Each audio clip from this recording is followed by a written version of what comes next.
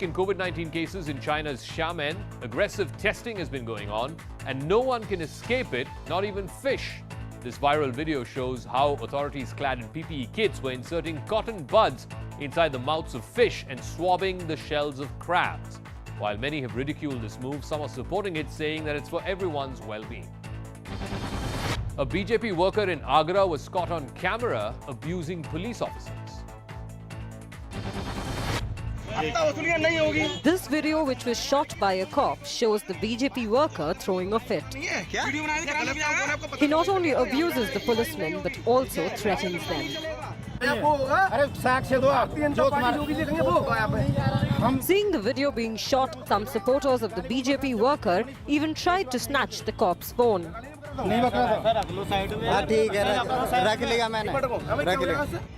After the video went viral, a case has been registered against 15 people, including the BJP worker. On the occasion of Janmashtami, Dahi Handi festivities returned to Maharashtra after 2 years of the pandemic.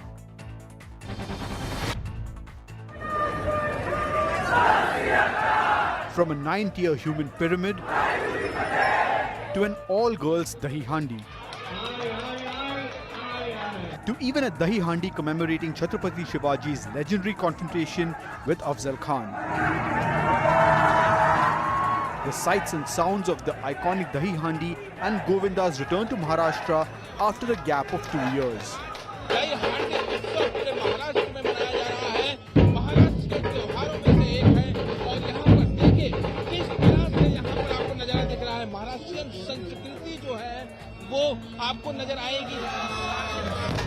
Politicians also joined in the festivities. And film stars added glamour. Dahi Handi is a festival celebrated with much fervour on Janmashtami. A 4-story building collapsed in Mumbai's Borivali today. Thankfully, there were no injuries. This is the moment a dilapidated 4-story building came crumbling down. Panicked bystanders ran for their lives as debris from the building fell on the road and even trees came crashing down. Fire brigade personnel rushed to the spot to check if anyone was trapped under the debris. But thankfully, no casualties or injuries were reported in the building collapse.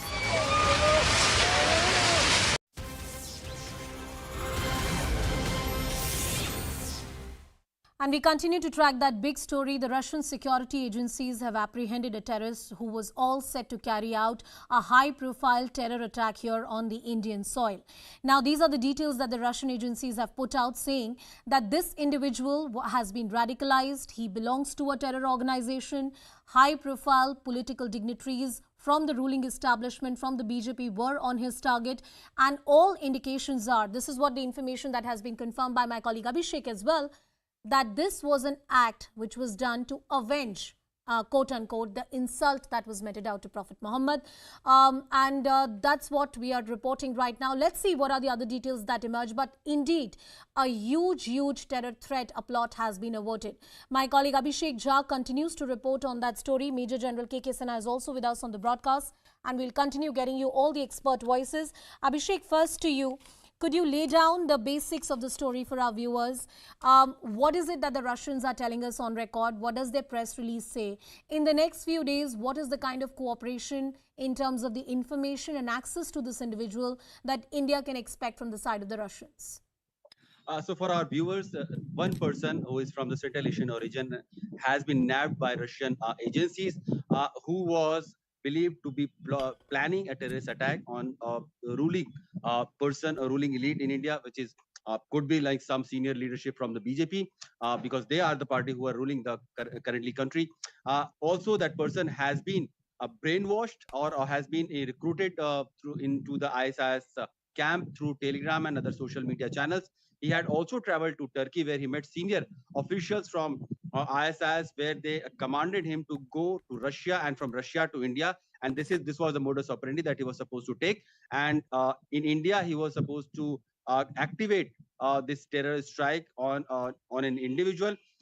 He has also accepted in the interrogation by the Russian agencies that the target of was any high-profile individual, and also it was in order to avenge the remarks made by BJP spokesperson Nupur Sharma a while back. Yeah. We know that it has been a huge backlash, and there has been BJP has actually apologized for that remark. Nupur Sharma was suspended also. Yeah. There has also been on summoning of envoys in various countries of Gulf, where India tried to convince them that this is not the stand of government. This was just an individual remark, and that person had been uh, duly punished by the Okay. party, and everything has been done to her. But despite the fact that it looked like the issue has died down, but with this current apprehension of this person who has been under the custody of Russian agencies Yeah. now, it looks like the issue is still simmering within a certain radicalized group of people. Absolutely. Also,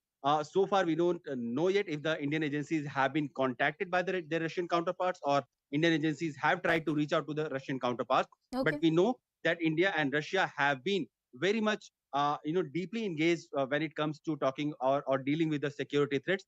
Last week only, Yeah. Ajit Doval, Yeah. National Security Advisor, was in Moscow, where he had Yeah. meeting with Patrushev, his Russian counterpart, where both Yes. discussed about the threats emanating from the Yes. current dispensation in Taliban and other parts of India's neighborhood. Right. Thankfully, Russia has a very strong network of intelligence in And Central Asia, Abhishek, and as you probably pointed that has out, helped the Russia. Russians have traditionally supported the Indians. Thank you so much for getting us all the details. I also want to go to some more breaking news, some exclusive information that we are getting right now. Now, CNN News 18 gets you this exclusive information on the bomber arrested in Russia.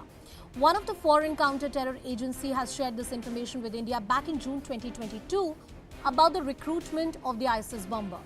This bomber was based in Turkey, and the same was shared with the Turkish administration also. The motive of this terrorist was to attack BJP leaders or associates like RSS. That's the information which is really coming in. Anand Narasimhan with us on the broadcast. Anand, put this into context for us, please. The biggest input and what we've been able to get here is the fact that there is a counter-terrorism mechanism that is in place, and there is a counter-terrorism cooperation that's in place. Now, remember, just about 2-3 weeks ago, sometime towards the end of June and mid-July, there was a massive internal crackdown on radicals, and within 48 hours, more than 48 people were rounded up with ISIS leanings and very clearly being emboldened and being inspired by the Daesh, and they were in touch with IS operatives through multiple chat rooms these people are having, and across the country, more than 6 to 7 states and multiple locations, these people were rounded up with not just highly incriminating material. I'm sorry, Anand, I have to interrupt you there. The press conference of Arvind Kejriwal, Delhi Chief Minister, is happening right now, cutting across live.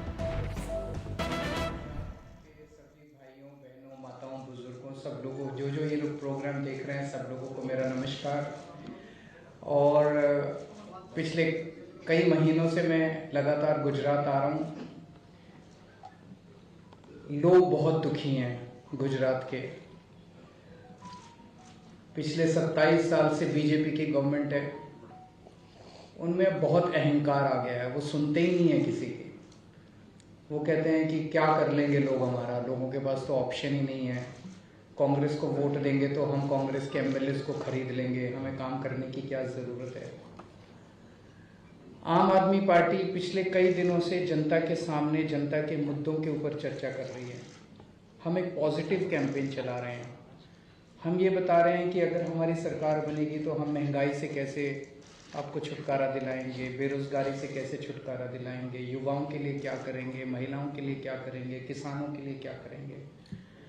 आज हम लोग शिक्षा और स्वास्थ्य की guarantee देने आए हैं। गारंटी मतलब कि अगर हम काम ना करें तो हमें अगली बार वोट मत देना।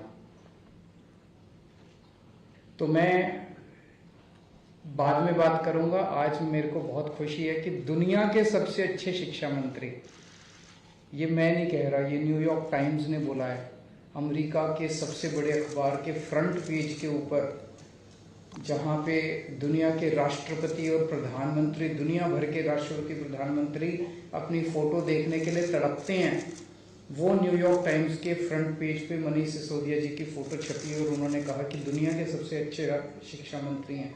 आज मैं उनको साथ में लेके आया हूँ। गुजरात के बच्चों का भविष्य हम कैसे बनाएंगे, गुजरात के बच्चों को हम कैसे अच्छी शिक्षा देंगे, पहले ये उस पर बात करेंगे, फिर मैं आऊँगा।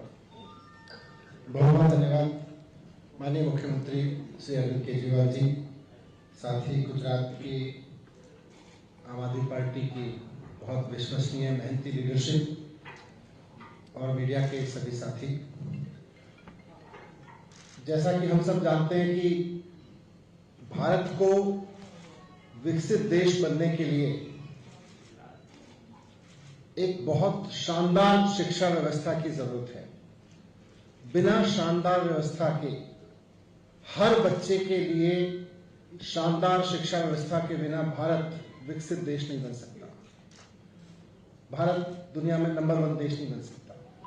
मुझे बहुत खुशी है कि माननीय श्री अरविंद केजरीवाल जी के नेतृत्व में दिल्ली में एक शिक्षा क्रांति शुरू हुई और उनके नेतृत्व में और उनके मार्गदर्शन में, उनके विजन पर चलते हुए आज दिल्ली में दिल्ली के हर बच्चे के लिए फ्री शानदार विश्व स्तरीय शिक्षा सुनिश्चित की गई है। दिल्ली में पैदा होने वाले हर बच्चे के लिए आज शानदार शिक्षा उपलब्ध है। दिल्ली के हर माँ बाप आज इस बात से संतुष्ट हैं कि हमारे बच्चे के लिए केजरीवाल जी ने शानदार स्कूल बनवा दिए हैं। इसी तरह का काम अब पंजाब में भी शुरू हो गया है। केजरीवाल जी के नेतृत्व में, उनके मार्गदर्शन में वहां भगवंत मान जी के नेतृत्व में जो सरकार चल रही है, वो पिछले 5 महीने के अंदर अंदर इतनी तेजी से काम कर रही है शिक्षा पर कि आप देखिएगा बहुत जल्द वहां पे बहुत शानदार स्कूल देखने को मिलेंगे और वहां की रिजल्ट देखने को मिलेंगे। अच्छी शिक्षा आज गुजरात के भी हर बच्चे का हक है। वो चाहे गांव में रहता हो, चाहे कस्बों में रहता हो, शहरों में रहता हो, वो सरकारी स्कूल में पढ़ता हो या प्राइवेट स्कूल में पढ़ता हो, अच्छी से अच्छी शानदार शिक्षा आज गुजरात के भी हर बच्चे का हक है। तो आज मैं माननीय अरविंद केजरीवाल जी के नेतृत्व में आप सबके बीच आम आदमी पार्टी की तरफ से गुजरात के हर एक परिवार को, हर एक व्यक्ति को ये आश्वस्त करना चाहता हूं कि आज से हम सपना देखना शुरू कर दें कि हम अपने बच्चों के लिए, गुजरात के एक एक बच्चे के लिए, गुजरात में पैदा होने वाले हर एक बच्चे के लिए एक शानदार शिक्षा की व्यवस्था लागू करेंगे। और वो शानदार शिक्षा की व्यवस्था गुजरात के गांव देहात से लेकर शहरों तक हर जगह लागू होगी। सिर्फ ऐसा नहीं है कि शहर के कुछ स्कूलों को अच्छा करेंगे, जैसा दिल्ली में हर स्कूल को किया है। तो इसलिए आज मैं आपके बीच में अरविंद केजरीवाल जी की तरफ से केजरीवाल जी की शिक्षा गारंटी के रूप में गुजरात के सामने कहना चाहता हूं कि आप सब अरविंद केजरीवाल जी को मौका दें। गुजरात के सभी पेरेंट्स जिनके बच्चे स्कूलों में पढ़ रहे हैं, या वो सभी लोग साथ साथ जो चाहते हैं कि गुजरात का आधार मजबूत करने के लिए, गुजरात को विकसित आगे बढ़ाने के लिए हर बच्चे को शानदार शिक्षा मिलनी चाहिए। आम आदमी पार्टी की तरफ से, केजरीवाल जी की तरफ से गारंटी है कि आम आदमी पार्टी की सरकार बनने के बाद गुजरात के हर बच्चे के लिए फ्री और शानदार शिक्षा व्यवस्था गुजरात में दी जाएगी। फ्री और शानदार शिक्षा व्यवस्था। दूसरा, गुजरात के हर सरकारी स्कूल को दिल्ली की तरह से इतना शानदार बनाया जाएगा जैसे कि बड़े बड़े प्राइवेट स्कूल होते हैं। जैसे हमने दिल्ली में हर सरकारी स्कूल को उतना शानदार बनाया है। और यहां के सभी विद्यालयों में टीचर्स की जो कमी है, वो टीचर्स की कमी तुरंत भर्ती करके दूर की जाएगी। किसी भी स्कूल में टीचर्स की कमी नहीं रहने दी जाएगी। मैं खुद गुजरात के स्कूलों में गया था और मैंने देखा था कि टीचर्स भी महीने महीने के कॉन्ट्रैक्ट पर हायर किए जाते हैं। परमानेंट टीचर्स हर स्कूल में पूरी भर्ती करके किया जाएगा। और सबसे इंपॉर्टेंट बात, प्राइवेट स्कूल में जिनके बच्चे पढ़ते हैं, प्राइवेट स्कूलों की दिल्ली में भी केजरीवाल जी की सरकार से पहले ये समस्या थी कि वहां फीस बहुत मनमाने तरीके से बढ़ाते हैं और पेरेंट्स एक बार अपने बच्चों को दाखिला तो करा लेते हैं, लेकिन उसके बाद उनके हाथों लुटने पर मजबूर होते हैं। हमने दिल्ली में करके दिखाया है और गुजरात में भी करके दिखाएंगे केजरीवाल जी के नेतृत्व में कि प्राइवेट स्कूल में पढ़ने वाले बच्चों की फीस किसी भी प्राइवेट स्कूल को नाजायज रूप से नहीं बढ़ाने दी जाएगी। तो इससे गुजरात के एक एक बच्चे को अच्छी शानदार फ्री शिक्षा की गारंटी मिलेगी। आज केजरीवाल जी की तरफ से मैं आपके समक्ष ये गारंटी रख रहा हूं और मुझे पूरी उम्मीद है कि गुजरात के लोग अपने बच्चों की शिक्षा के लिए, आने वाली पीढ़ियों की शिक्षा के लिए केजरीवाल जी की इस गारंटी के आधार पर केजरीवाल जी को एक मौका जरूर देंगे। धन्यवाद। अब गुजरात में लगभग 1 करोड़ बच्चे स्कूल जाते हैं, उसमें 53-54 लाख बच्चे सरकारी स्कूलों में जाते हैं और 44 लाख के करीब बच्चे प्राइवेट स्कूलों में जाते हैं। दोनों के साथ धोखा होता है। जो प्राइवेट स्कूलों में जाते हैं उनकी फीस मनमानी बढ़ा देते हैं, उनको जबरदस्ती करते हैं उनके साथ, और जो सरकारी स्कूलों में जाते हैं सरकारी स्कूलों की हालत बहुत खराब है। तो अभी जो मनीष जी ने अभी आपके सामने पूरा खाका रखा, उससे गुजरात के इन 1 करोड़ बच्चों का भविष्य सुधरेगा। ये बहुत बड़ी बात है। तभी गुजरात की तरक्की होगी और तभी देश की तरक्की होगी।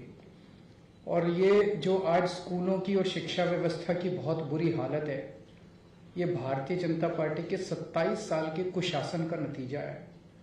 इनको अगर एक मौका और दे दिया तो 5 साल और खराब करेंगे ये लोग।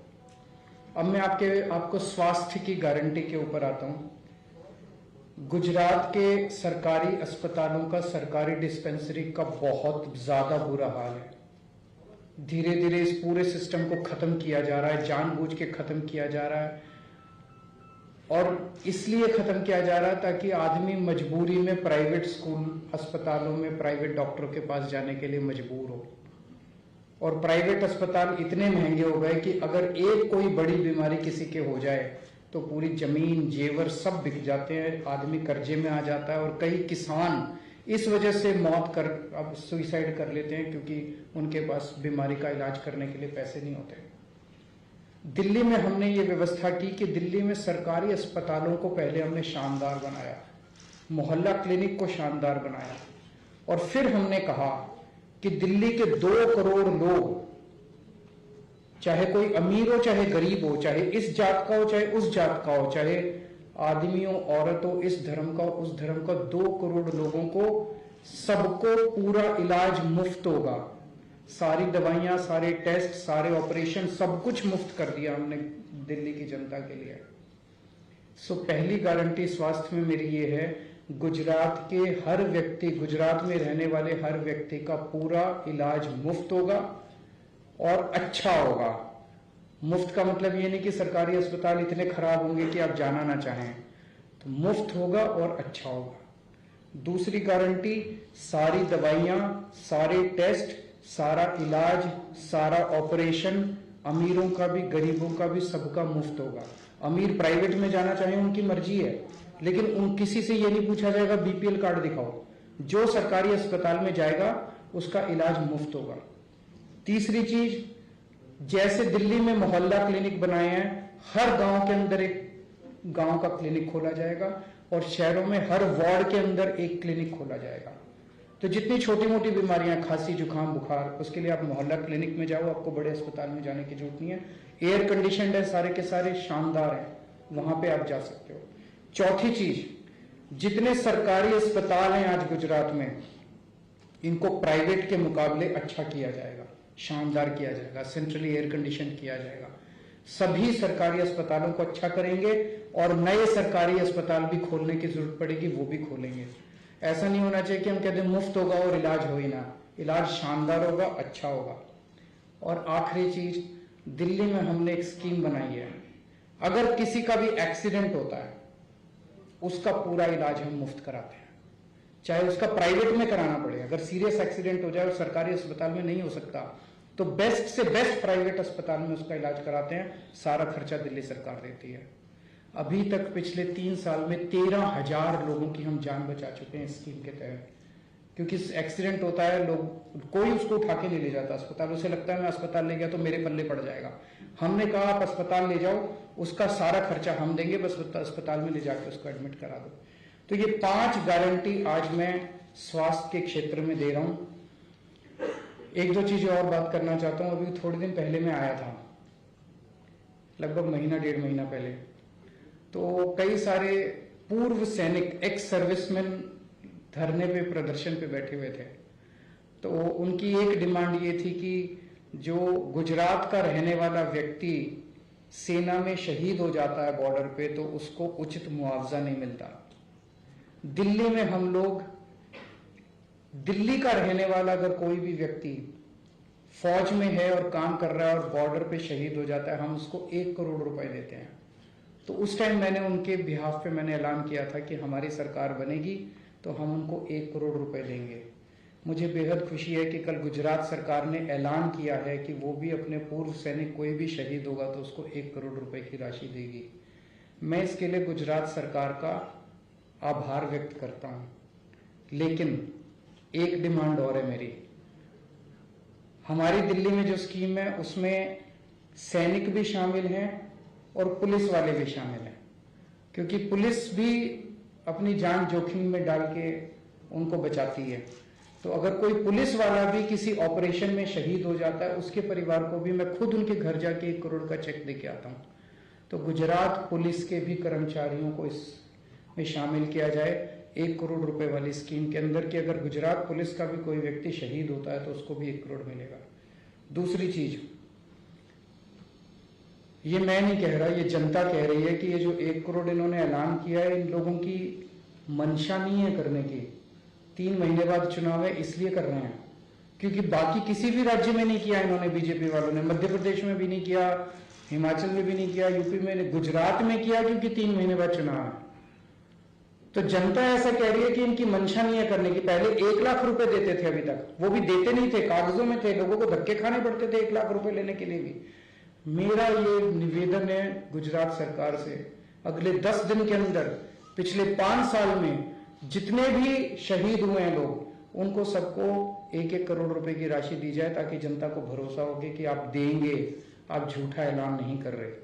और अगर गुजरात सरकार नहीं देती तो हमारी सरकार बनने के बाद 10 दिन के अंदर, सरकार बनने के 10 दिन के अंदर 5 साल में जितने गुजरात के रहने वाले शहीद हुए, उन सबके परिवारों को हम 1-1 करोड़ रुपए की राशि देंगे।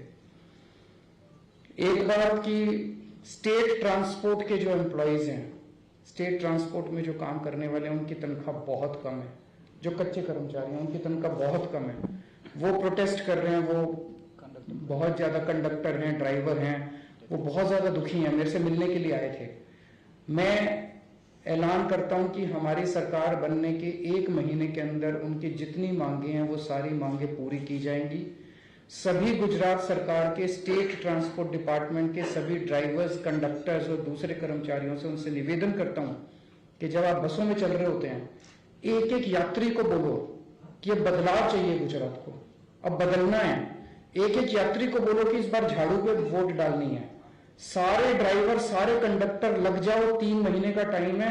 सब लोग 1-1 यात्री को, हर बस के अंदर 1-1 यात्री को बोलो और खड़े होकर सामने बोलो कि इस बार झाड़ू पे वोट डालनी है।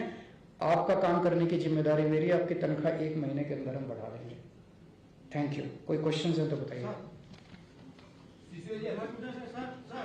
One by one. आपको बीजेपी की तरफ से कोई संदेश मिला है? आपने ऐसा जिक्र किया है कि बीजेपी ज्वाइन कर लो, ईडी का जो, हाँ एक बार ही बता रहे हैं। मेरे लिए भी बहुत शॉकिंग था कि मेरे पास मैसेज आया कि 2 मैसेज थे, 2 पार्ट थे उस मैसेज के, कि एक तो आपके खिलाफ जितने ईडी के, सीडी के, सीबीआई के केस चल रहे हैं, इनको सबको खत्म कर दिया जाएगा, और दूसरा है कि आप बीजेपी ज्वाइन करके, पार्टी तोड़ के बीजेपी ज्वाइन कर लीजिए और हम आपको सीएम बना देंगे, क्योंकि हमारे पास में कोई सीएम कैंडिडेट नहीं है वहां पे दिल्ली में, भारतीय जनता पार्टी में। तो मैंने कहा भाई, ये सीबीआई, ईडी जितने केस चल रहे हैं, इनकी सच्चाई तो मैं जानता हूं, क्योंकि ये सारे केस फर्जी हैं। मैं एक ईमानदार आदमी हूं। इनफैक्ट मैं अरविंद केजरीवाल जी की टीम में हूं ही इसलिए कि मैं एक कट्टर ईमानदार आदमी हूं। मैंने अब तक सारा काम ईमानदारी से किया है, कट्टर ईमानदारी से किया है। तो इन फर्जी केस में कोई दम नहीं है। आप इनकी धमकियां तो नहीं दे सकते मुझको, इनसे नहीं डरा सकते। और रही सीएम कैंडिडेट बनाने की बात, सीएम बनाने की बात, तो मैंने स्पष्ट किया कि मेरा सपना सीएम बनना नहीं है। मैं यहां राजनीति में सीएम बनने के ख्वाब लेके नहीं आया। मैं जो ख्वाब लेके आया हूं वो ये है कि दिल्ली के हर बच्चे को शानदार एजुकेशन मिले। और आज मैं काम कर रहा हूं कि देश के हर बच्चे को शानदार एजुकेशन मिले, वो चाहे गरीब का बच्चा हो या अमीर का बच्चा। मेरा सपना ये है, मैं उस सपने पे काम कर रहा हूं। और मैं जानता हूं कि ये सपना अरविंद केजरीवाल जी ही पूरा कर सकते हैं। इस देश में कोई और नेता नहीं है जो देश की एजुकेशन को वहां ले जा सकता हो जहां से हमारे देश के हर बच्चे को शानदार एजुकेशन मिले। तो मैं ये भी आप भूल जाओ कि मैं किसी सीएम कैंडिडेट बनने के, सीएम बनने के चक्कर में यहां हूं। मैं तो अरविंद जी के साथ हूं। अरविंद जी मेरे राजनीतिक गुरु हैं। उन्हीं के मार्गदर्शन में, उन्हीं के आदेशों पर, उन्हीं के डायरेक्शंस में दिल्ली में काम किया है और राजनीति में काम किया है। नाम बता सकते हैं आप? देखिए, जो लोग जिन्होंने मुझे मैसेज दिया, उन्होंने मुझे कहा कि वेस्ट बंगाल में शुभेंदु अधिकारी जी को हमने ही ज्वाइन कराया था, असम में हेमंत शर्मा जी को हमने ही ज्वाइन कराया था, फिर नारायण राणे जी से लेके और जो और ज्वाइनिंग उन्होंने कराई है, तो उन्होंने कहा कि हम पे आप भरोसा रखिए, हम लोग इसमें हैं,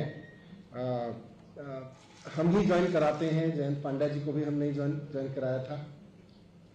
तो अब आप पूछ लीजिए उन लोगों से, उनको किसने ज्वाइन कराया था। वन बाय वन प्लीज, एक एक करके।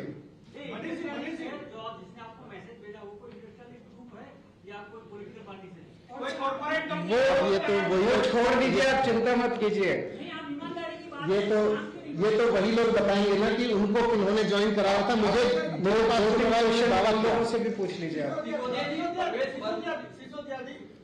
दो सवाल है मेरे। पहला सवाल ये है कि हर्ष संघवी जो हमारे यहाँ के गृह राज्य मंत्री है, आपके ट्वीट को लेकर उन्होंने ट्वीट किया है कि पहले ये तय कीजिए कि आप भगत सिंह की संतान है या महाराणा प्रताप की, क्योंकि दो ट्वीट में अलग अलग है। हम दोनों। दूसरा सवाल ये है कि वो जानना चाहते हैं कि कौन सा राजपूत समाज नाराज है। आपने लिखा है राजपूत समाज नाराज। मैं शहीद भगत सिंह का फॉलोअर भी हूं, मैं महाराणा प्रताप की दिलेरी बहादुरी का फॉलोअर भी हूं, मैं गांधी से लेके सरदार पटेल तक सबको अपना गुरु, अपने पिता तुल्य मानता हूं और उनको अपने जीवन का आदर्श मानता हूं। राजपूत समाज कौन सा नाराज है? आपने लिखा है राजपूत समाज नाराज है। पूरे देश में लोग नाराज हैं। जे एक मिनट, जिस व्यक्ति को पूरे देश की शिक्षा व्यवस्था सौंप देनी चाहिए, जिस व्यक्ति ने 5 साल के अंदर करिश्मा करके दिखा दिया, मौजूदा रवायती पार्टियां 70 साल में जो काम नहीं कर पाई और जिस व्यक्ति ने वो काम करके दिखा दिया कि सरकारी स्कूलों को शानदार बना दिया, इस देश के गरीब बच्चों को भविष्य दे दिया, उस व्यक्ति पे सीबीआई की रेड कराते हो तुम लोग? शर्म नहीं आती तुम लोगों को? और फिर ये अनर्गल बातें कर रहे हो। ऐसे व्यक्ति को तो भारत रत्न मिलना चाहिए। पूरे शिक्षा व्यवस्था, प्रधानमंत्री जी को बुलाना चाहिए, उनको कहना चाहिए भी जो भी पार्टी हो, पार्टीबाजी करने थोड़ी देश का विकास करना है। मनीष जी बैठिए, हमें बताइए कैसे शिक्षा व्यवस्था ठीक करें। ये होना चाहिए था। ये जो इस तरह की बातें कर रहे हैं, सारे समाज नाराज हैं। राजपूत भी नाराज हैं, ब्राह्मण भी नाराज हैं, बनिए भी नाराज हैं, एससी भी नाराज हैं, एसटी भी नाराज हैं, अमीर भी नाराज हैं, गरीब भी नाराज हैं, औरतें भी नाराज हैं, आदमी भी नाराज हैं। सब नाराज हैं कि मनीष सिसोदिया को गलत तरीके से सताया जा रहा है। उनको अब 3-4 दिन में इनको गिरफ्तार कर लेंगे। गिरफ्तार, एक मिनट, गिरफ्तार करने का क्या नतीजा होगा? 3 महीने 4 महीने तक शिक्षा व्यवस्था सफर करेगी। किसके फायदे में है ये? पूरा केस फर्जी है। किसको फायदा होगा? हम काम रुकने नहीं देंगे, लेकिन थोड़े दिन के लिए बाधा तो पहुंचेगी। इससे देश का भला होगा क्या? सवाल ये है कि अगर नाराज है तो सिर्फ राजपूत समाज का उल्लेख क्यों किया गया? ये सामाजिक राजनीति कर रहे हैं आप। किसी समाज को क्यों जोड़ रहे हैं? चेंज क्यों कर दिया? क्या चेंज कर दिया? लीकर पॉलिसी जो थी सीबीआई की रेड होने के बाद तुरंत ही आप लोगों ने लीकर पॉलिसी को चेंज क्यों कर दिया? सीबीआई की रेड होने के बाद नहीं किया। 1 अगस्त को किया था। उसका कारण है 850 दुकानें खुलनी थी दिल्ली के अंदर। एक एक करके 350 दुकानें खुल पाई, 500 दुकानें नहीं खुल पाई। जिस तरह से केंद्र सरकार और सारी एजेंसीज दबाव डाल रही थी हमारे अफसरों के ऊपर, अफसरों ने उस पॉलिसी के तहत नई दुकानें का ठेका करना, नीलामी करने के लिए मना कर दिया। एलजी का दबाव था, पुलिस का दबाव था, सेंट्रल एजेंसीज का दबाव था। वो पॉलिसी बहुत अच्छी है, हम किसी के साथ भी डिबेट करने के लिए तैयार हैं।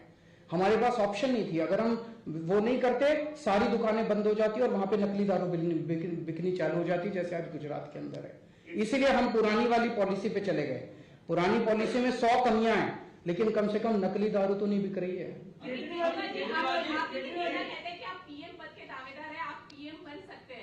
हमारे को कोई लालसा नहीं है। जैसा मनीष जी ने कहा, ये सीएम बनने नहीं आए और मैं भी पीएम बनने नहीं आया। हमारा एक ही सपना है। 75 साल हो गए हमारे देश को, अभी तक हमारा देश पिछड़ा क्यों रह गया?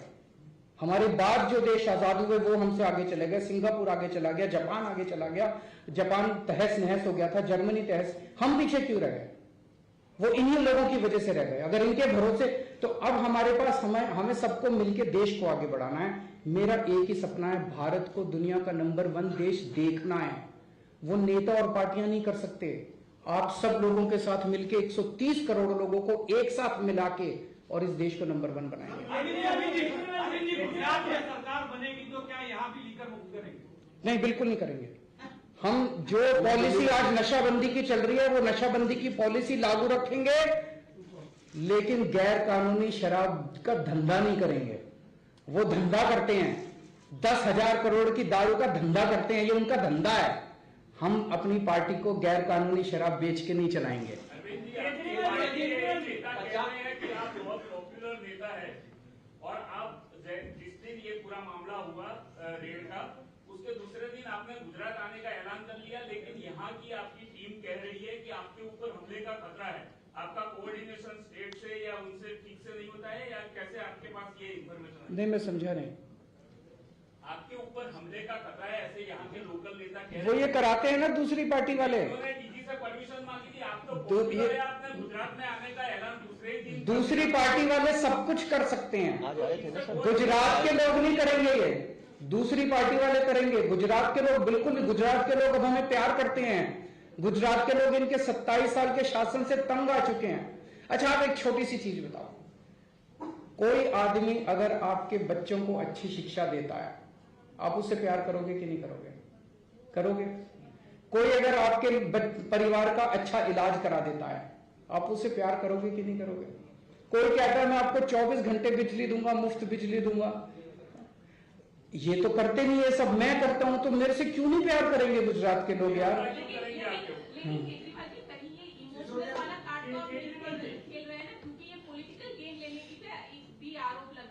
वो तो आरोप लगाते रहेंगे, उनको मत सुनिए आप। गुजरात की जनता को सुनिए। गुजरात आज ये सारा, मैं आपसे एक पूछता हूं प्रश्न, ये सारा रेड वेड अब अचानक क्यों चालू हो गई? इसको गिरफ्तार कर लिया, एक और कल केस एक और रजिस्टर कर दिया, अभी तो बहुत गिरफ्तारियां होंगी।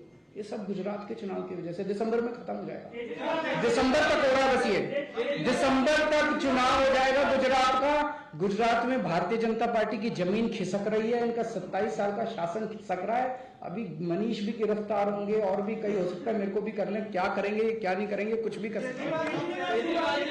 Last question,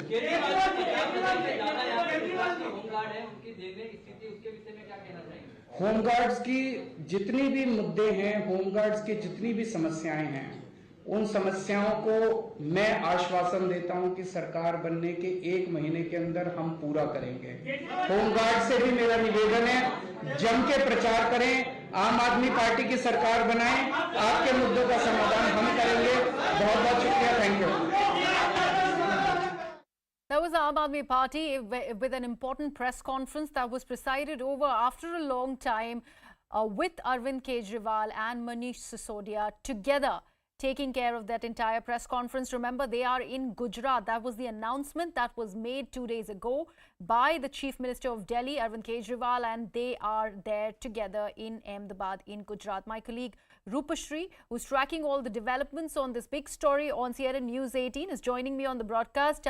Rupashri, Kejriwal deciding to take all the questions pertaining to not just the CBI raids on Manish Sisodia, but among other things, he has gone ahead and announced a lot of welfare schemes if at all the Aam Aadmi Party is voted into power in the state of Gujarat.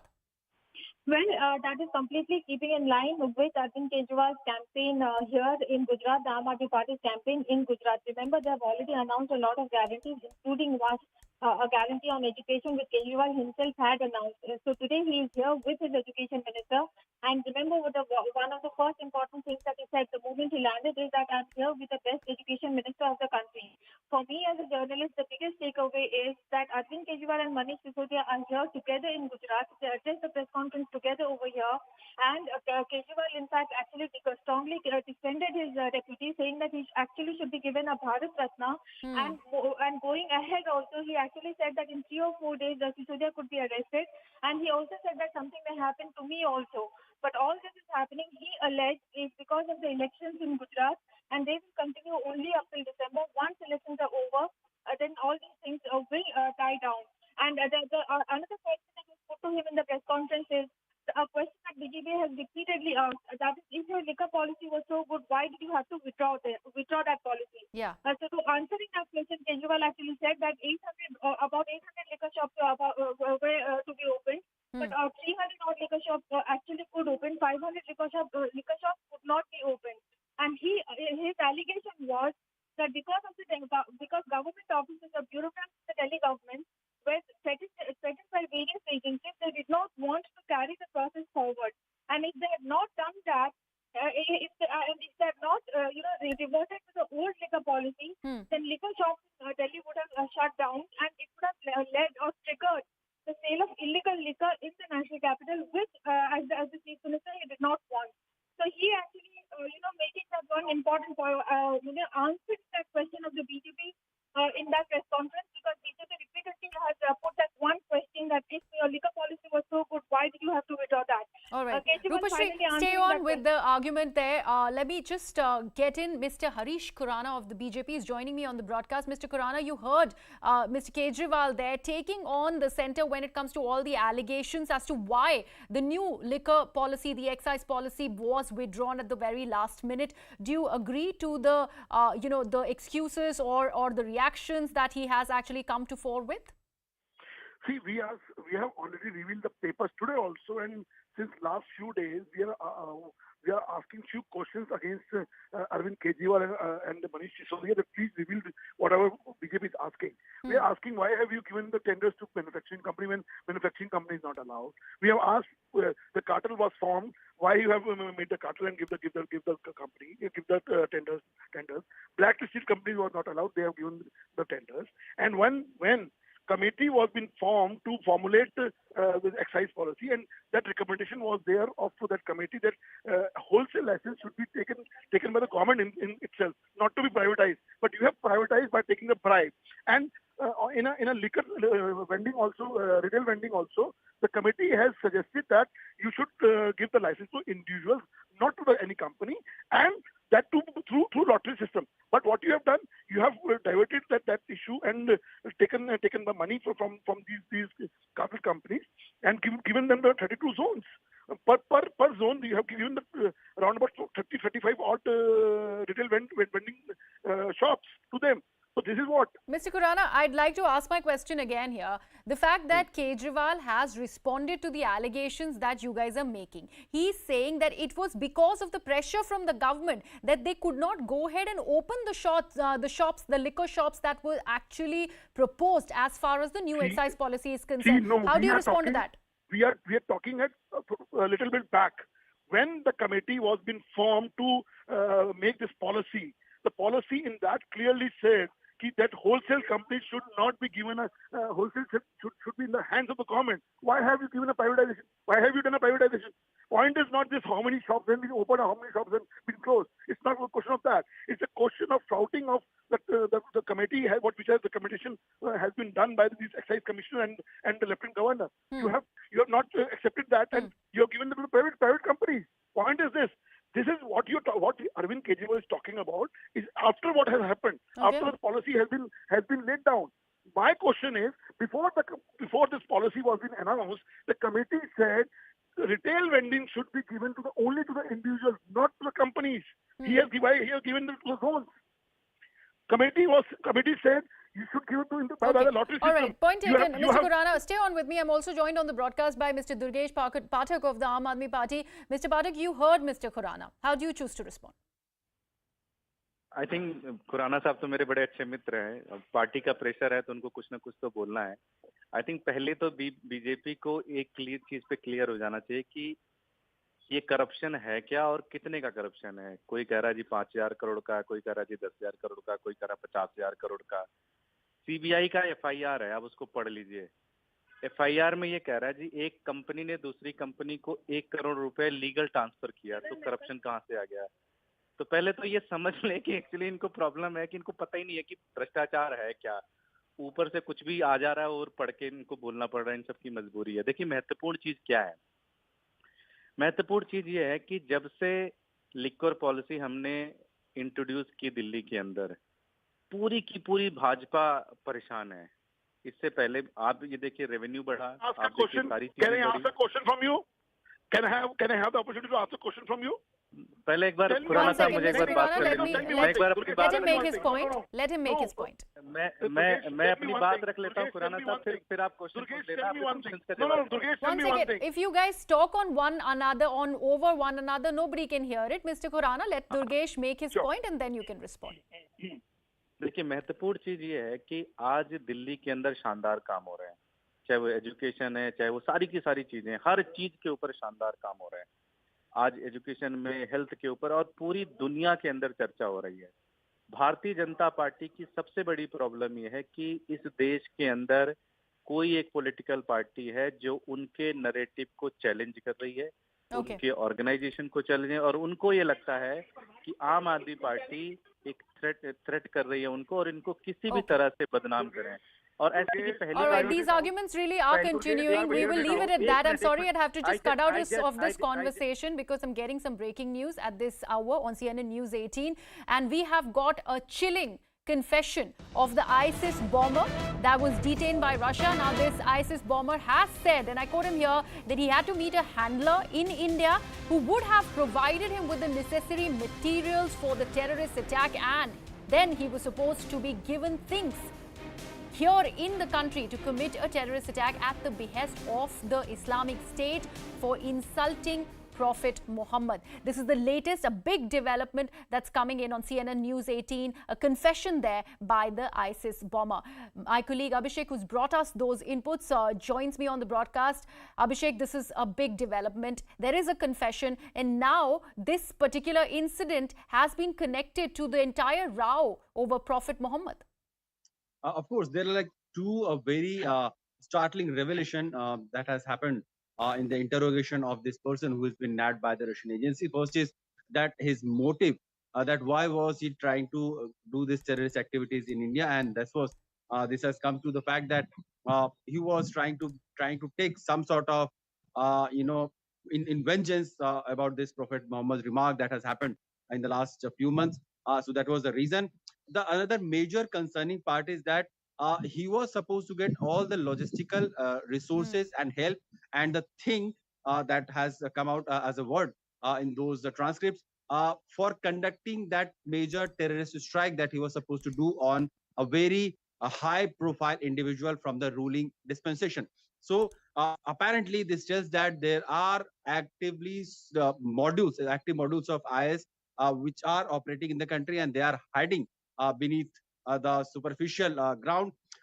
And we also have seen that the reports are coming in that Indian agencies were informed about such apparent terrorist activity like few weeks ago, and in the last week of July there had happened a national level ATS meeting also where such inputs were discussed.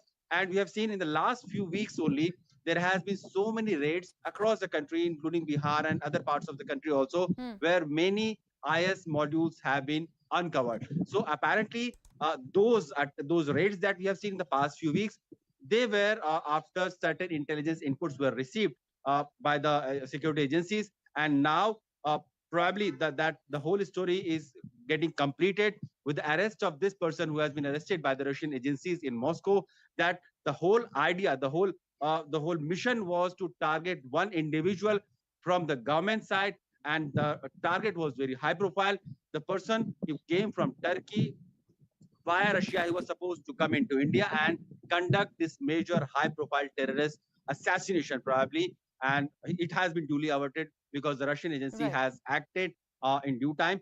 And now we assume that Indian agencies are in touch with their Russian counterparts, and very soon they will also have more, uh, more models where they can interact with that terrorist individual, and they can ascertain the facts as to who all were behind this network, what kind of support he was supposed to get in India, who all were the person who were supposed to provide him resources and things to conduct those terrorist strikes, and probably the assassination, the attempt on whose life he was targeting in India.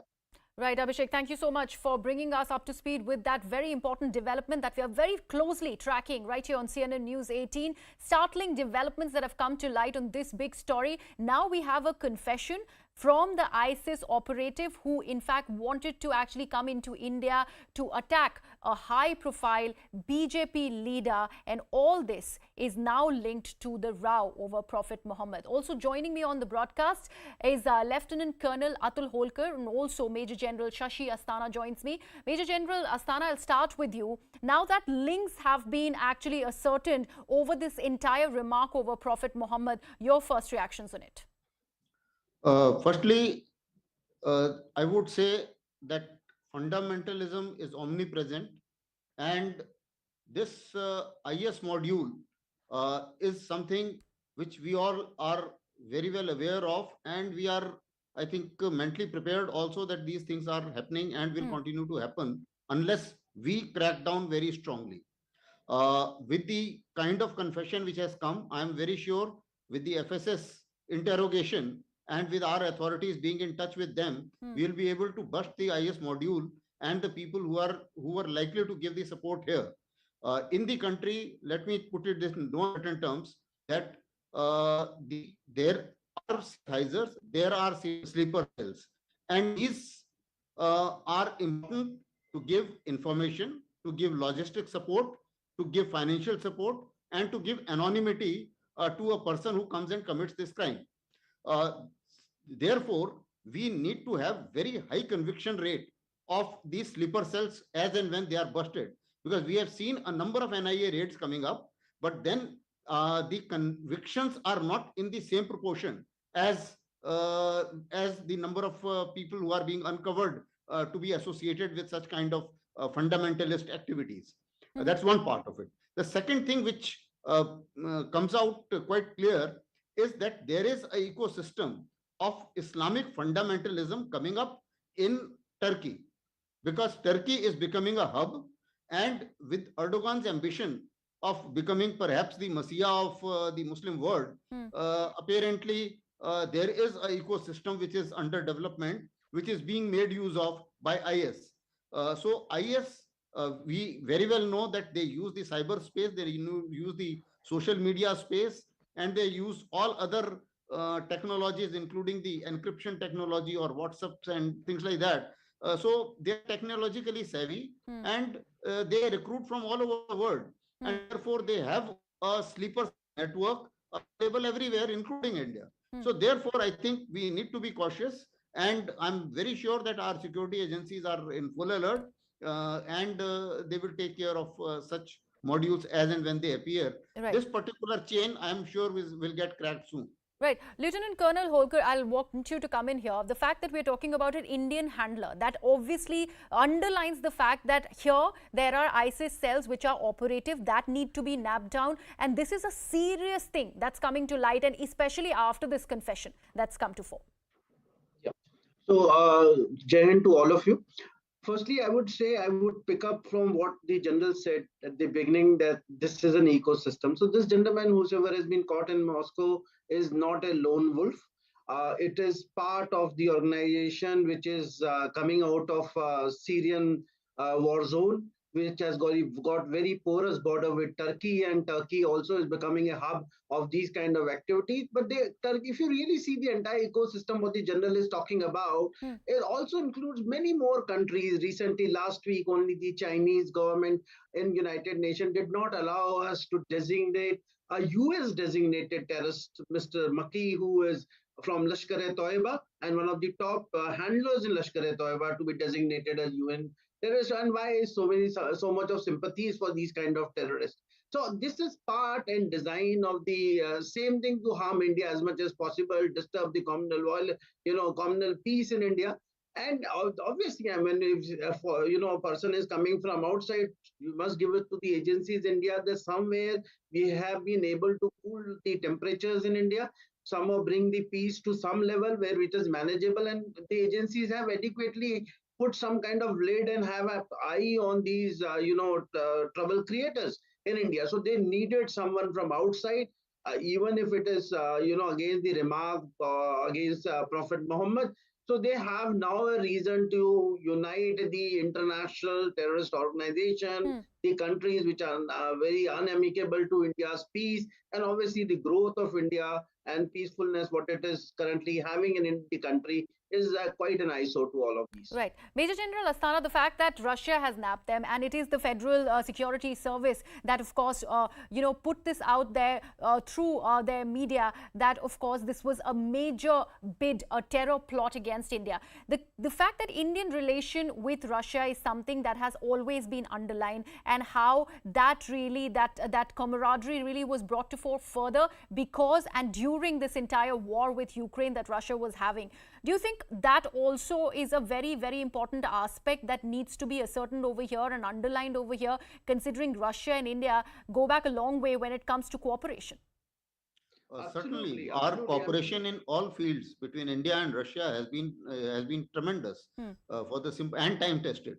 For the simple reason, now you see that even for the defense supplies, irrespective of the fact that they are involved very deeply in I'm really sorry, Major the, General Asthana. I'd like to just take this breaking news that we are getting on CNN News 18. I'm sorry I have to interrupt you here, because we are being told that there have been massive protests in Bihar over jobs. We'll try and get you some visuals on CNN News 18, but this is the first story that we're breaking, which is coming out of Bihar, and these protests are supposedly on unemployment, considering the new government has just recently been sworn in in Bihar. Now we hear of a lot of protests that the youth is undertaking and holding the Tiranga, protesting over no jobs. My colleague Saurabh, who's brought us that story, is joining us on the broadcast. Saurabh, what is this protest all about? Unemployment. Nitish Kumar has something to worry when it comes to the youth really taking to the streets now. This protest was against the state government, because the state government had promised jobs to these teachers who have already qualified CTET and BTET exams, and they're waiting for their jobs notification. Although the notification was issued earlier, but the primary step that has to be taken for generation of their jobs was still not, it is not issued yet. And so for that, they are waiting for 4 years to get their job notifications, and because of that, more than thousands the teachers who were aspiring to get jobs, they were on the streets today. Water cannons were used, lathi charge was done by the police officers. Now ADM Law and Order KK Singh, In the pictures, we can see that he is hitting a single person who was protesting there, and he was brutally beaten with sticks, and also he was holding national flag. The KK Singh ignored the fact that he was holding the flag in his hand, and he started beating him with his sticks, and ignored totally the respect that had to be given to the flag which he was holding. He was badly hurt, and blood came out from his head. And then the administration came into action. The DM has ordered a committee, a two-member committee, to know about the incident, and we are expecting the proper action will be taken against the ADM law and order. Now, it is said that the two-member committee has been set up for further investigation by DM. Right, Saurav, we can now see the visuals on the screens also, and you were talking about that particular image where the ADM's hooliganism, so to speak, was on display, where he ended up lathi charging a youth. All this even when he was holding the tricolour. What are these flags that these people are holding? And this is a protest which is pertaining to seek jobs in teachers' posts. Is there a response that's coming from the state government? Because we can see ample politicking that has started with the BJP targeting the Nitish Kumar government over this massive lapse. See, these aspiring teachers, they were protesting for their jobs, and they were holding tricolor in their hands. No political parties' flags were there in their hands. It was the national flag that they were waving, and they were shouting slogans against CM Nitish Kumar as well as the Education Minister Chandrasekhar. They were saying that the political parties, they come into power, they give promises, but they never fulfill their promises. They were waiting for this job for 4 years, but nothing has been done so far. In fact, the new government that has come into force here in Bihar, even after that, when Tejasvi Yadav was in the opposition, he promised and he was standing for these students and aspiring teachers to give them jobs. But now that he has come into power, no action still has been taken by the education minister. In fact, the education minister is saying that everything will be done before elections. So these are the controversial statements that are coming from education minister, and because of that, this protest took place. It was a massive protest, and the ADM law and order, he showed a best example of hooliganism today. This protester was sitting alone, and he was shouting and crying for the job, but Saurav, we are trying to play live visuals from Patna, from the protest site.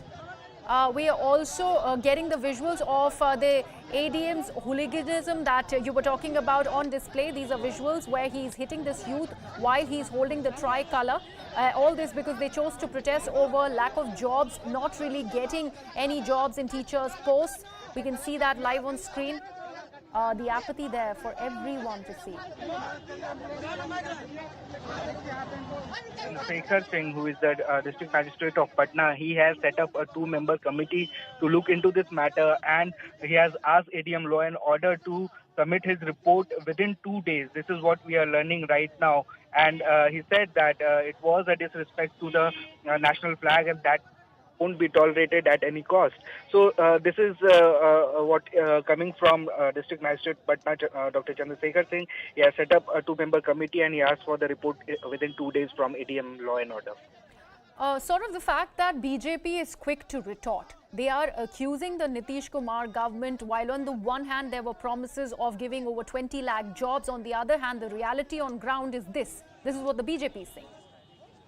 Yes, BJP has been targeting, and they have mocked Nitish Kumar's statement which he gave on 15th of August this year. He said that as Tejasvi Yadav had promised 10 lakh jobs, in fact he will try to generate 20 lakh employment in the state. Not only 10 lakh, 20 lakh employments will be generated in the state.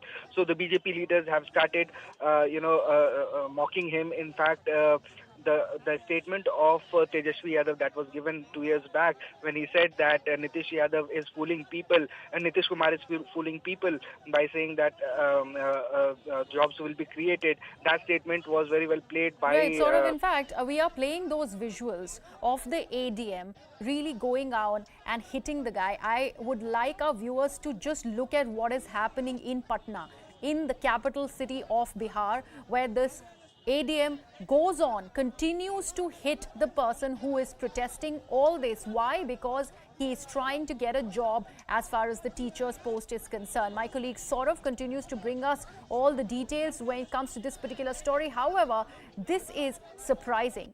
A youth protesting, demanding jobs, holding the tricolour, and the ADM goes on to hit him with lathis. This is the state of apathy in Bihar. Yes, Saurav, you were talking about this person who is lathi charging a youth who is trying to defend himself alone. Yes, I would. In fact, Saurav, I'm really sorry. I just ask you to hold your thoughts there. I'm also now joined on the broadcast by Mr. Shehzad Poonawala of the BJP. Mr. Poonawala, your first reactions now that you've seen the visuals on what really is happening in Patna at the moment.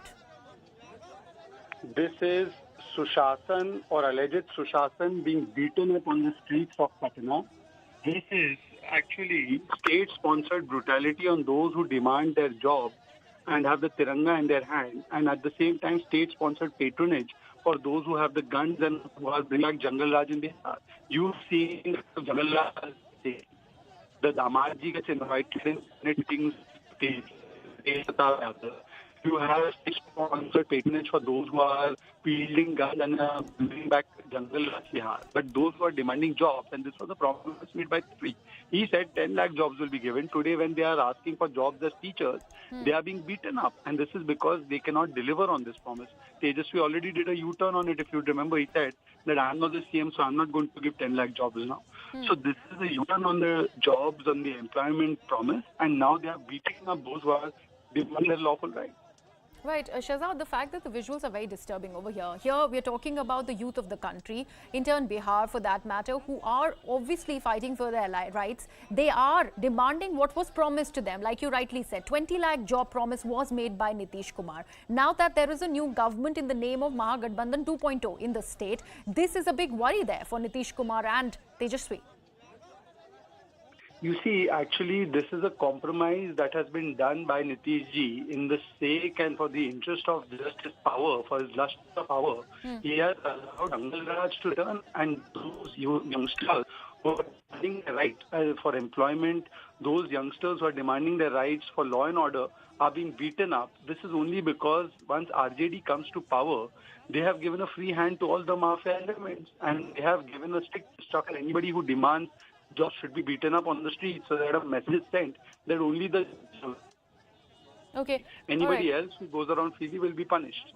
All right, I'll try and get a sense of what is happening in Patna from my colleague Saurav. Shehzad, thank you so much for joining me on the broadcast to get your inputs on what really is happening, the state of apathy that we can show our viewers right there in the heart of Patna, where youth are protesting, demanding jobs in teachers' posts. However, on the one hand, they get beaten up, lathi charge by the ADM in charge, who is targeting one particular youth who you can see lying there on the floor, still going ahead protesting, and at the same time trying to defend himself with a tricolour in his hand. So this is not just a disrespect of the youth of the country who obviously need jobs, also a disrespect of the tricolour. But all of that aside, the ADM continues to go ahead and lathi charge him. Sunil Singh of the JDU joins me on the broadcast. Mr. Singh, what is happening in Patna? Look, it's as simple as this, that democratically anybody can show their protest. The protest march was heading towards Raj Bhavan. We cannot allow people to go near the Raj Bhavan. It was just maybe you stop the people, and democratically they can do a protest. And as for the employment that they are seeking, let me remind them all through your esteemed channel that Honorable Nitish Kumar has already announced that they will be giving 20 lakhs employment. So employment will not be an issue, and the whole world and the whole India will see to it that what the Nitish model, how will they alleviate unemployment. I think we should concentrate more on that and let the people, let the teachers who are doing this hangama, let them understand. Let them give some time. Let them give some time. And if they have to protest, they should protest democratically. Otherwise, the positive energy with which that government is working, that gets diverted in all these things. But Dr. Singh, how can you lathi charge a person like this? How can this was a peaceful protest? They were demanding jobs. Of course, the government, like you were saying, has promised 20 lakh jobs. There are only 4 to 5 in the horizon. Of course, the government is also looking at the failing state revenue. That is also something that you guys have to answer. It was not exactly a lathi charge. They were heading towards Raj Bhavan. The visuals are there on the screen, sir. The ADM in charge has lathi charged a youth. The visuals are on the screen. Raj Bhavan is a prohibited area. Raj Bhavan is a prohibited area. Anybody who has to demonstrate, they can do it democratically and peacefully. If we head towards Raj Bhavan, I know Raj Bhavan is a prohibited area. Can we allow that? And through your esteemed channel, I want to just tell them the employment is in the pipeline. Little bit patient.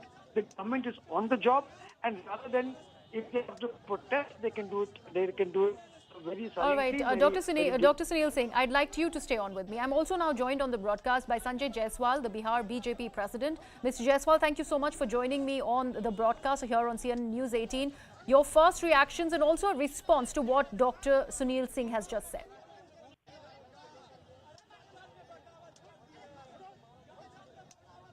Mr. Jaiswal, if you can hear me. We seem to have lost that link. Dr. Singh, the fact that you're talking about how this protest march was moving towards the Raj Bhavan, was it not planned? Was the security arrangement not in place? How did things go out of hand and so badly? What is more worrisome is, was that the mob that was heading towards Raj Bhavan, don't you think it was under the influence of some political party who want some kind of hangama? Because, like people, that the opposition party, especially BJP, they are flabbergasted with this thing that 20 lakhs employment will be given to the youth. And they know it's such a big agenda, and that Nitish model of alleviating unemployment will go a long way in alleviating unemployment all over the country, that model. So they are frustrated. They can't go to any level. I'm not commenting on anybody's personally, any political party, but yes, that is a possibility. So, Dr. Singh, you are saying that this mob, like you're calling them, the youth who are protesting for jobs, are politically motivated. We can see on the screens that water cannon is also being used to disperse the crowd. I'd like to understand, was this not a planned protest? And if there are security arrangements in place, then why such a harsh step that's being taken? Security arrangements were there, but we want that protesters to protest democratically and silently. But the way they were heading towards Raj Bhavan, police had to resort to a minor cajoling, that is all. I think our YouTube channel, we want to impart this message to the people who are protesting, that let them wait, give some breathing time to the government. Okay. Government is on the job.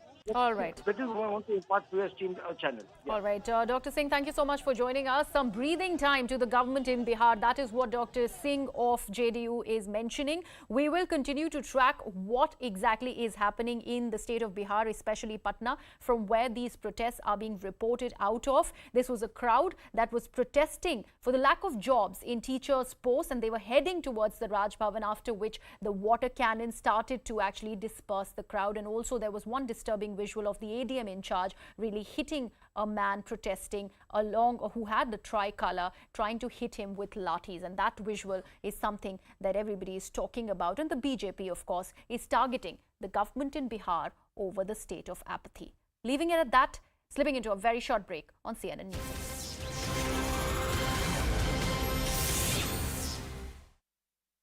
Mahatma Gandhi in the office. Remember, the Congress had accused the SFI of vandalism.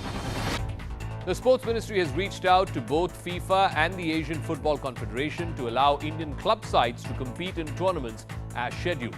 Before FIFA suspended the All India Football Federation, Sri Gokulam Kerala FC had already reached Uzbekistan for a tournament beginning on the 23rd of August. ATK Mohan Bagan is also slated to play in September. Amid tensions with China, Taiwan's president thanked the Navy for their efforts. Taiwan President Tsai Ing-wen visited tailors of the island's navy to thank them for their efforts. She called the pressure they are faced with as indescribable. During the visit, Taiwanese sailors wearing anti-flash gear warned Chinese warships by radio to change direction, saying they had seriously damaged security in the Taiwan Strait. Although the scale of China's drills has reduced, Taiwan continues to report Chinese fighters and warships operating around the island. The island nation has been holding its own military drills in the last couple of days, conducting anti-air drills with missiles and cannons. China claims the democratically governed Taiwan as its own territory and has been holding war drills to show its anger against US House Speaker Nancy Pelosi's visit to the island nation. Russia has deployed 3 new fighters armed with nuclear-capable missiles to its European enclave.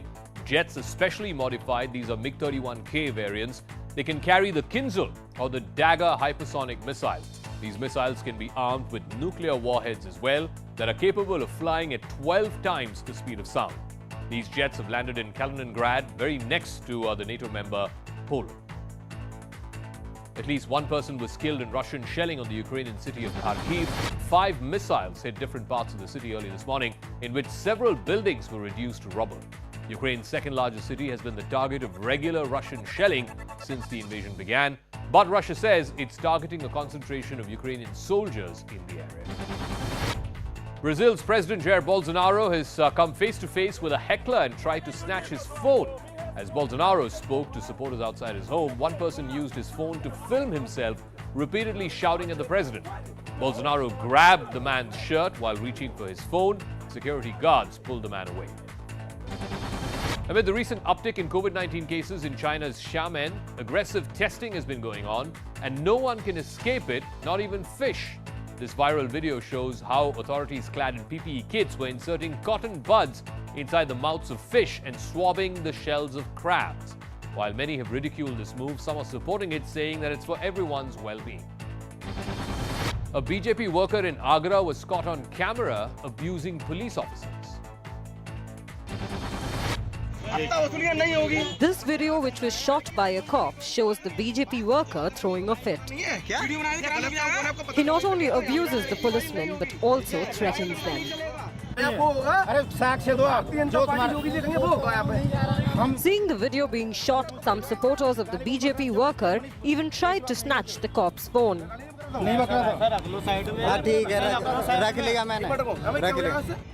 After the video went viral, a case has been registered against 15 people, including the BJP worker. On the occasion of Janmashtami, Dahi Handi festivities returned to Maharashtra after 2 years of the pandemic.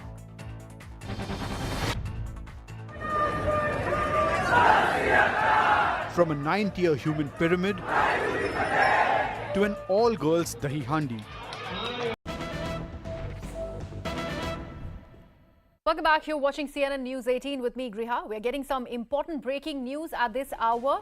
And now we are being told that the entire charge of breaking Aam Aadmi Party from within, that Manish Sisodia really made allegations at the BJP. Now sources close to CNN News 18 have revealed that Manish Sisodia has in fact the recordings of the call that the BJP leader who was luring him into joining BJP has made. My colleague Rupashri, who's got us that important input, is joining us on the broadcast. Rupashri, now finally a constructive argument sort of coming to fore after a series of press briefings by the Aam Aadmi Party. Now we are told that Sisodia in fact has recordings of the call. We have been told that Aam Aadmi Party has recordings of the BJP leader who made this offer to Manish Sisodia that if Manish Sisodia actually breaks the party, he would become the CM face of the BJP in Delhi, and all the cases of ED and CBI would be withdrawn against him. That is the tweet that Manish Sisodia made in the morning, and since then every person in every press conference has been asking Manish Sisodia and Aam Aadmi Party leaders as to whether they have any evidence to back that. Now, in Ahmedabad also, when Arvind Kejriwal and Manish Sisodia were addressing their press conference, that same question was put pointedly asked Manish Sisodia that if somebody has made any allegation like that, why can't you come and name it? Because now it is it is a do or die battle for you. Immediately after that press conference was over, actually, Aam Aadmi Party sources, my sources within the Aam Aadmi Party have told me that Manish Sisodia has the recordings of the BJP leader who has made this offer, and if necessary, then Aam Aadmi Party is going to release it in public domain also. Now, it remains to be seen if and when Aam Aadmi Party thinks that it is necessary so that it releases that, evidence that they claim to have. But as of now, for the first time, Aam Aadmi Party sources actually telling us that they have concrete evidence to prove that such an offer was made. The other point I wanted to make is that Sisodia was asked that question in the press conference to name the BJP leader or to name the person who made that offer to him. He said that the person who spoke with him actually told him that the same person has actually gotten important people like Bindu Adhikari and even Baijan Panda for that matter into the party. And the person wanted Manish Sisodia to repose his trust in him, and he also said that but he also told us that his answer to that question essentially was that he is a very, very honest person. He is with Kejriwal because he is an honest person. He's not into politics because of becoming chief minister or education minister. Absolutely. Rupashri, very important update that you are bringing for us. Very, very important update there by my colleague Rupashri, where she has gone ahead and got information through her sources that Manish Sisodia does have a recording of that phone call that this particular BJP Neta really made, asking him to join the BJP faction. We leave it at that, slipping into a very short break here on CNN News 18 and coming right back.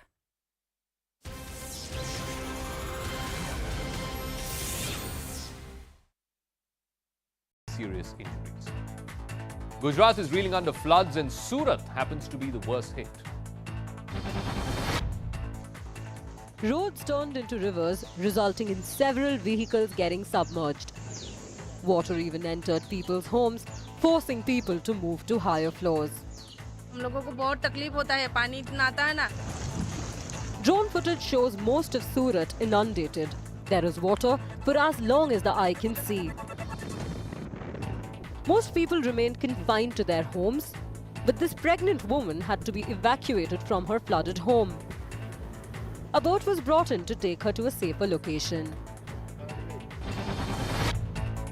Nearly 5 lakh people have been affected by devastating floods in Odisha. People were stuck in neck-deep water waiting to be evacuated. Relief and rescue teams have reached maroon villages on boats and they moved people to safety. Incessant rains have triggered floods across the state. Maharashtra is also reeling under heavy floods after rains pounded the coastal districts. Several rivers in Maharashtra are in spate after incessant rains for the last 24 hours. Despite dangerous conditions, this group of people decided to cross a river in Nashik. But the water was flowing so fast that they lost their balance. They held each other's hands and managed to cross the river to safety. Similar pictures surfaced from Vidarbha in Maharashtra. Rainwater left roads flooded and entered several homes. Several people were seen wading through knee-deep water. Teams from the National Disaster Response Force were roped in to evacuate people from flooded areas. A day after he was heckled in Kodagu for questioning the installation of Savarkar posters, Siddaramaiah faced protest in Chikmagaluru as well. Right-wing groups carrying pictures of Savarkar tried to gherav Siddaramaiah's motorcade. The Congress called it a state-sponsored protest. 2 months after Rahul Gandhi's Wayanad office was vandalized after a protest by members of the Students' Federation of India, 4 people, including Rahul Gandhi's staff there, have been arrested. They've been accused of damaging a picture of Mahatma Gandhi in the office. Remember, the Congress had accused the SFI of vandalism. The Sports Ministry has reached out to both FIFA and the Asian Football Confederation to allow Indian club sides to compete in tournaments as scheduled. Before FIFA suspended the All India Football Federation, Sri Gokulam Kerala FC had already reached Uzbekistan for a tournament beginning on the 23rd of August. ATK Mohun Bagan is also slated to play in September. Amid tensions with China, Taiwan's president thanked the Navy for their efforts.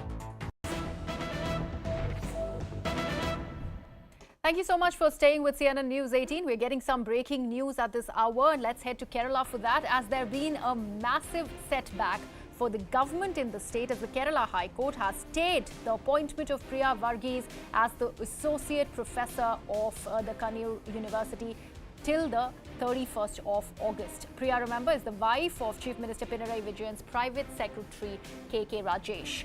Neetu joins me on the phone line for more. Neetu, big setback there for the Pinarayi Vijayan government, and something that seems like a victory there for the Chancellor of University, the governor in the state, Mr. Arif Muhammad Khan. Now, this is a petition that has been filed by the person who has come second in this list that was published by the university for this post. So in that case, now the Kerala High Court has stayed it till August 31st. That is when the case will be considered again. So after there will be further, both sides will be heard in this. All parties have been sent notice by the court is what we are understanding in this. Now, the appointment is already stayed because the governor had stayed this appointment. And the Kannur University was actually planning to approach the High Court in this regard. Now, they will also be looking into this also, what the court says before doing that is what we are understanding. All right, Neetu, thank you so much for joining us with all those details there. So, Priya Varghese's appointment has been stayed by the Kerala High Court till the 31st of August, and that's the latest that we are bringing on CNN News 18. Slipping into a very short break with that. News continues on the other side.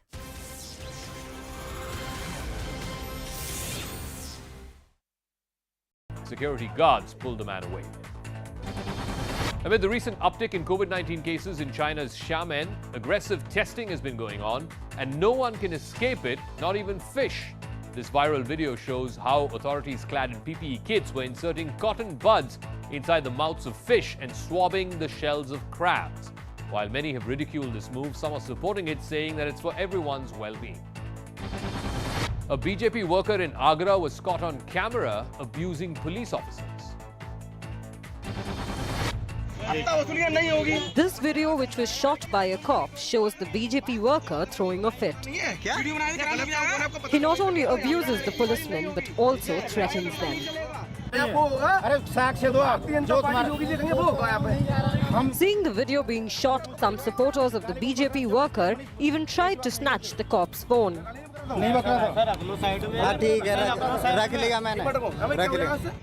After the video went viral, a case has been registered against 15 people, including the BJP worker. On the occasion of Janmashtami, Dahi Handi festivities returned to Maharashtra after 2 years of the pandemic.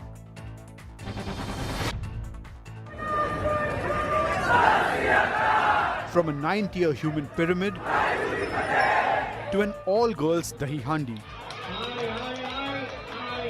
to even a Dahi Handi commemorating Chhatrapati Shivaji's legendary confrontation with Afzal Khan. The sights and sounds of the iconic Dahi Handi and Govinda's return to Maharashtra after a gap of 2 years.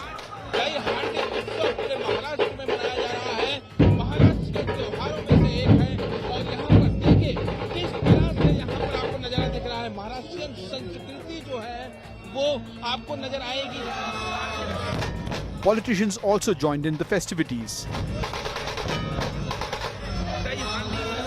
And film stars added glamour.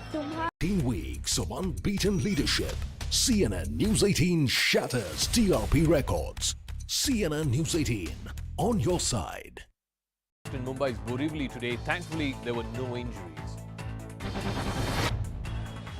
This is the moment a dilapidated 4-story building came crumbling down.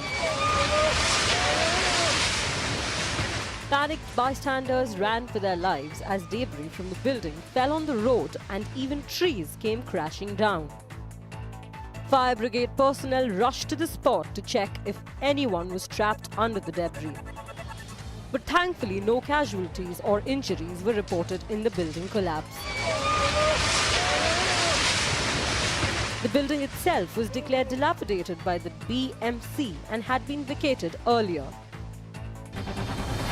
An Indian Air Force contingent has reached Australia to take part in Exercise Pitch Black. The biennial multinational exercise hosted by the Royal Australian Air Force will see the participation of over 100 aircraft and 2,500 military personnel from various air forces across the world.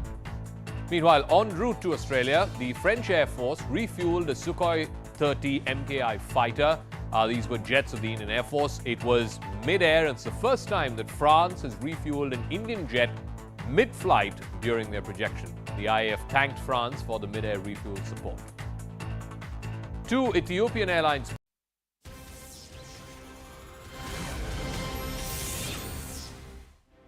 Good evening, it's 4 o'clock. You continue to be with us here at CNN News 18. I'm Ridhima Bhatnagar, getting you all the top stories over the next 60 minutes. We're beginning this broadcast with some breaking developments coming in.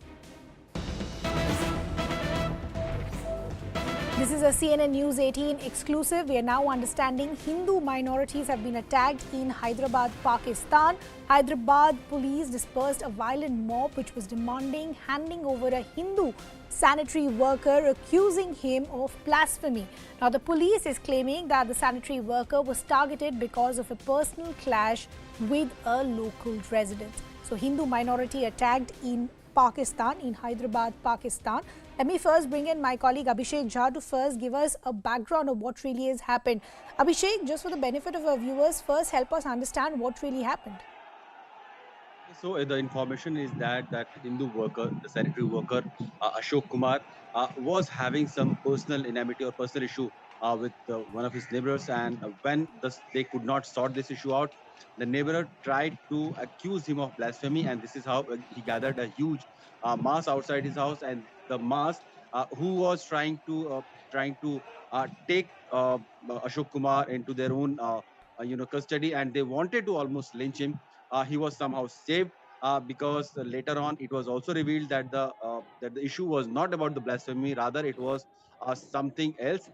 It was a personal issue, and also the desecration that has been reported was done by some Muslim woman herself. So this was a total plot to blame a Hindu for something he had not done, and to in the garb of the harsh and draconian blasphemy law of Pakistan, to target him and to lynch him and take the revenge out from him.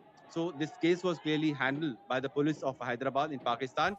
We have seen visuals where where the police personnel were trying to protect the individual for a very long time, and after they felt that the crowd was swelling and they are not relenting, there was this lathi charge. After that lathi charge, the crowd seems to have dispersed. Later, police also arrested the person, and the person is still in the custody of police, and where the interrogations are on, and the more details about the case are also being investigated. Okay. We also have Vinod Bansal of the VHP now joining us. I'll just come to you, sir, in 30 seconds. Abhishek, I quickly also want to understand, so as you're pointing to us and to our viewers, that the Hindu man was attacked because of a fake blasphemy case. I want to understand, because he escaped this lynching by the mob, what is his current condition? He's under the police custody, and it is sort of he's protected by the mob, but however, he's still under the custody, and interrogations are on as to whether or how much of link of that fake blasphemy case was against him is true or not. But Ridhima, one thing that we should also highlight here, that Pakistan has been very this cases of fake blasphemy has been in the past also. We have seen that how last year one Sri Lankan national was killed. He was a factory manager in Pakistan under the garb of blasphemy law, where that person even did not know what crime he had committed.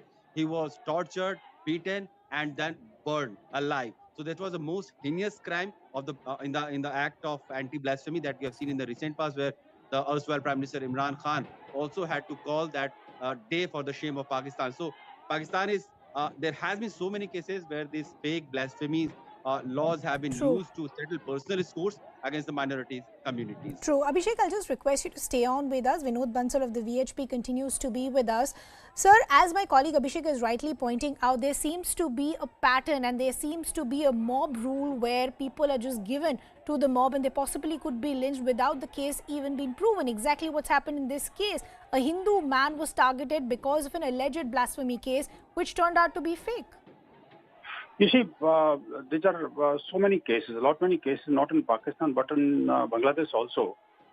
in the name of blasphemy, the people are being blasted and being attacked so many times and by so many ways actually. And the mob lynching is being happen in both the country, even in this like Afghanistan also. And you see, in Pakistan, the Hindus and Sikhs are being butchered by those jihadi elements, and the government is doing nothing to save the minority of the country actually. And the regular cases of the religious conversion, the extortion, the rapes and the murders and lynchings are being happen in Pakistan.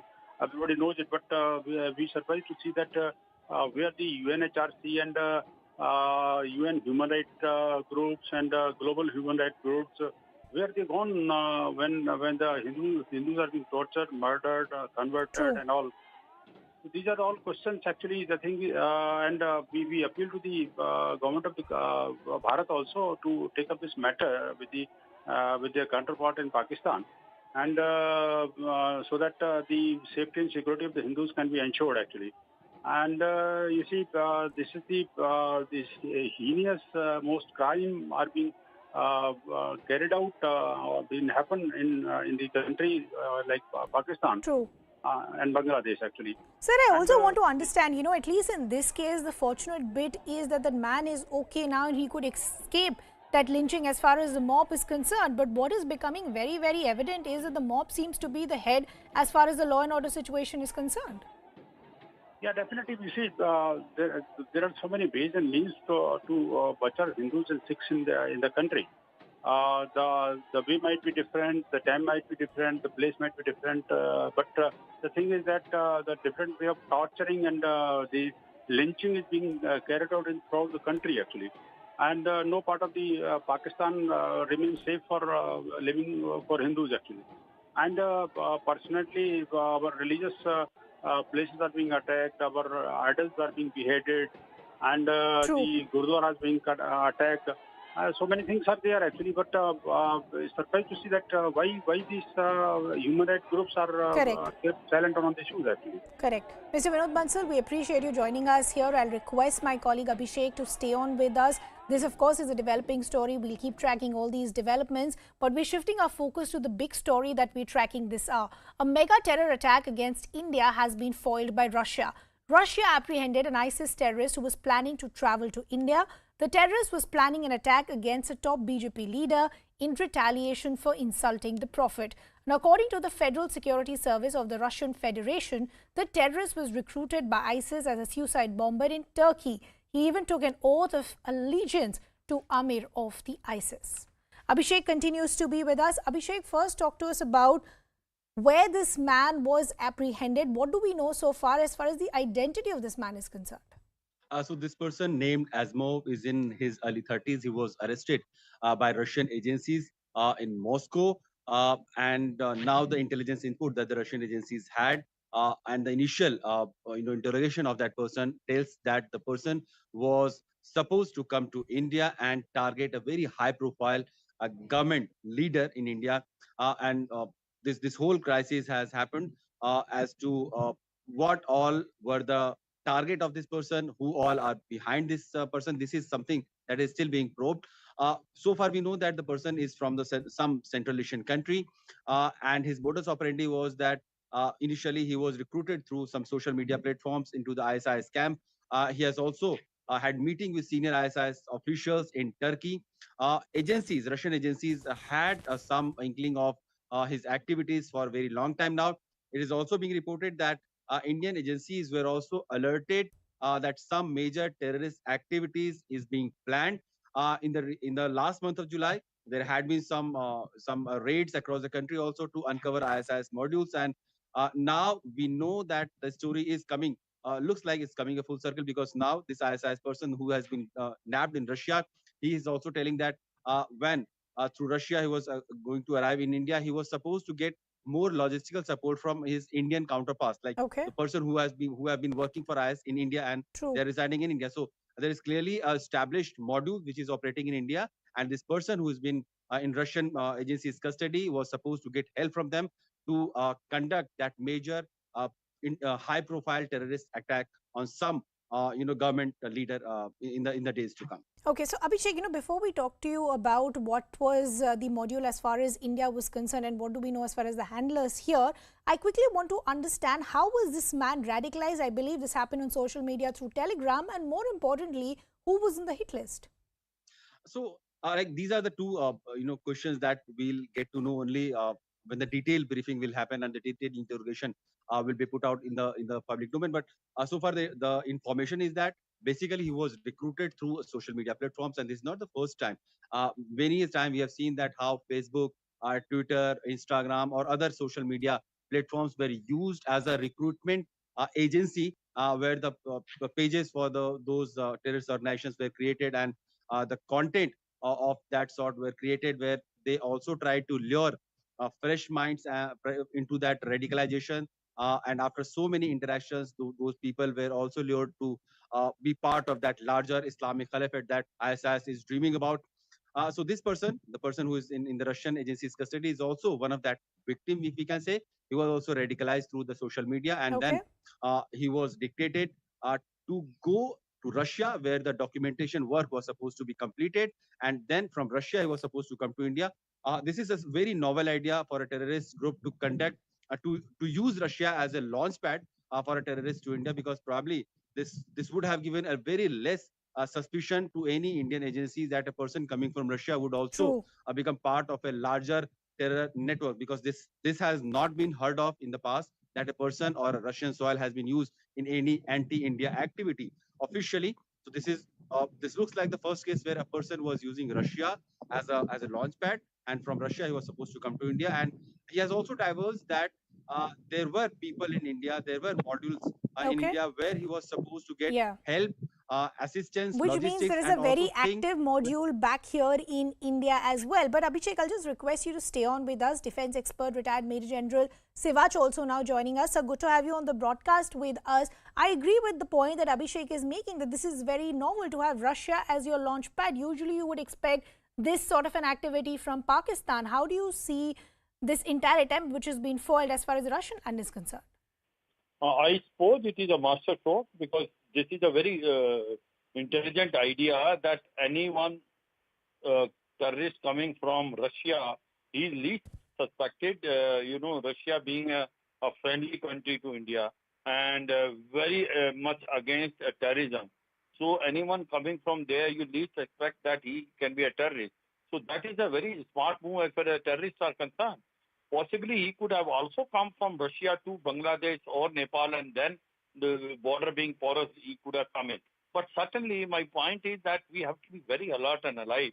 The way Islamic State is now growing up. Remember that even Taliban 2.0, when it has come on 15th August 2021, you will find the footprints of Islamic State and Al-Qaeda are ever growing in Afghanistan. The Al-Jawahiri, who was in Pak border initially, moved to Kabul in safe house. Same way you find Islamic State is growing, strength to strength in Afghanistan. Now, these are direct threat to India. Remember, even Al-Jawahiri has threatened India, but Islamic State is a bigger threat. It's an international terrorism like Al-Qaeda. And the way it is growing, it is not too far off from Jammu and Kashmir. It was a threat. Now this module which has been caught by the Russians, now these are the ones which through the social media they get initially radicalized, then they are cold, then they are given physical training of the suicide bomber in Turkey, in Syria, in Iraq, and then they are sent to the respective destination. This is a modus operandi which is That's exactly what I want to discuss with you, sir. As far as this modus operandi is concerned, with the use of social media, all of this is happening remotely through Telegram and other social media platforms. The radicalization happens there, the recruitment happens there. Don't you think that's a worrying pattern that's emerging as well?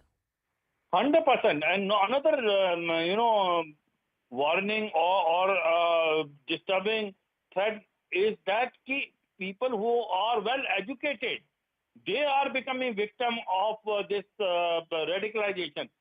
Those sleeper cell, those who were involved in terrorist activity in the southern part of the country, these were educated lot, those who got it through the social media, got radicalized, and then went to Middle East, Syria, Iraq to fight against the security forces. So this is a challenge for Indian security forces also. My biggest concern is that this Russian this terrorists which have been nabbed by the Russian intelligence would have come in India. He would have created a havoc. The reason is there are sleeper cell here, there are overground workers, there are logistic port available here, and he could have been created a lot of confusion. And that is the nexus that needs to